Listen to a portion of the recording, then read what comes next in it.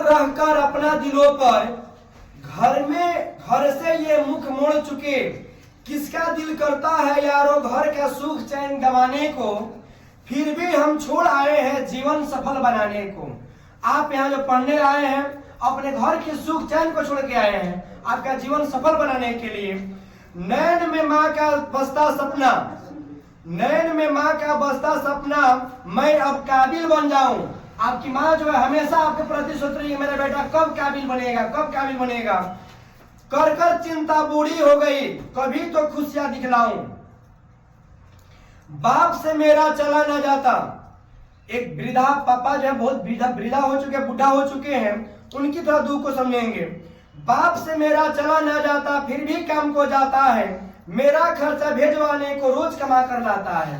Daily में मेहनत करते रहते हैं बच्चा को पढ़ाने के लिए। बापू को संघर्ष बड़ा था, बापू को संघर्ष बड़ा था, जमाने भर से ताना था, बहन आधे पेट है खाती भूख नहीं है बहाना था।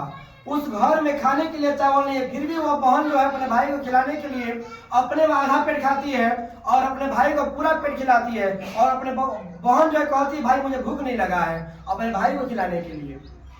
फटे जेब थे फटे थे कॉलर, एक पापा जो उनका फटा कपड़ा था लेकिन फिर भी वो अपने लिए सुख चैन पूरा त्याग दिए हैं।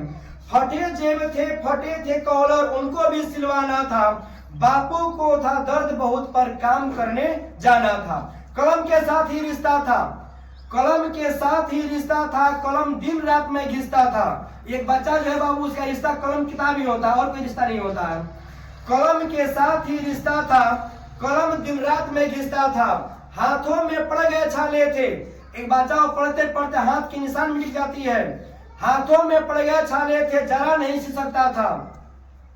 तो इस प्रकार बाबू हमको अपने मम्मी पापा का सपना को पूरा करना है, क्यों ना आपको दिन रात को एक कर देना हो, ये सबको ध्यान देना है। लेकिन एक और बात थोड़ा देखेंगे, बाप बाहर करता मजदूरी।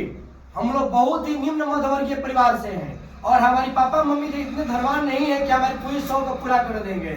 आपको पढ़ाने लिखाने के लिए हमारी मम्मी पापा जो अपने घर के पति पत्नी पूरा घर दौलत को छोड़ के बाहर में काम करते हैं। बाप बाहर करता मजदूरी, माँ गांव में है बीमार, माना दिक्कत बहुत हुई है, माना दिक्कत बहुत हुई है, माना की अंधकार है, माना जज्बा टूट गया है, माना मुझ पर धिकार है। एक बालक कह रहा है बुआ कि मैंने जी जान लगा के मेहनत कर रहा हूँ, प्रतिदिन मेहनत कर रहा हूँ, घिसते घिसते घिस गया हूँ। लड़का इतना मेहनत कर रहा है, अपने शरीर को भोजन को भी त्याग दिया केवल एक ऊंचा स्थान पाने के लिए। अपने पढ़ाई के प्रति सजग है लड़का। ये घिसते घिसते घिस गया हूँ इस समाज की बुराई से, लेकिन फर्स्ट डिवीजन आने की कसम भी मैंने खाई है।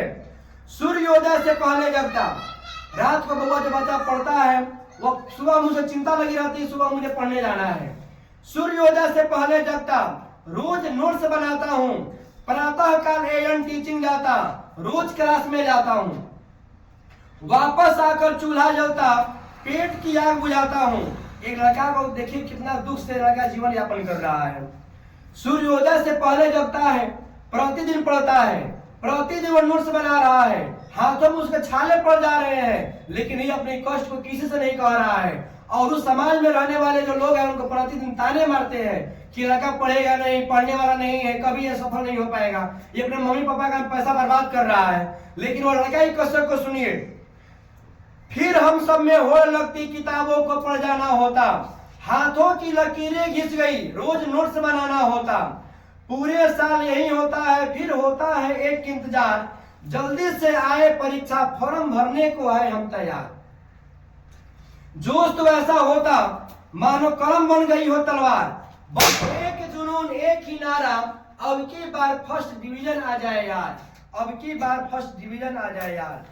घड़िया टिकटी करती फिर आता दिन परीक्षा का, अब परीक्षा का समय आ चुका है। घड़िया टिकटी करती आता दिन परीक्षा का, जाते हम हुनर दिखाने अपनी अपनी शिक्षा का। इसलिए बुआ आप अपनी शिक्षा का हुनर दिखाना है और प्रतिदिन पढ़ाई पर सजग हो जाना है। आप जानते ही हैं हमारे कोचिंग का एक छोटा डायलॉग है, हाथों में पड़ गए छाले हैं फिर भी कलम संभाले हैं, क्योंकि हम लोग एएन टीचिंग इसी को रख करके बुआ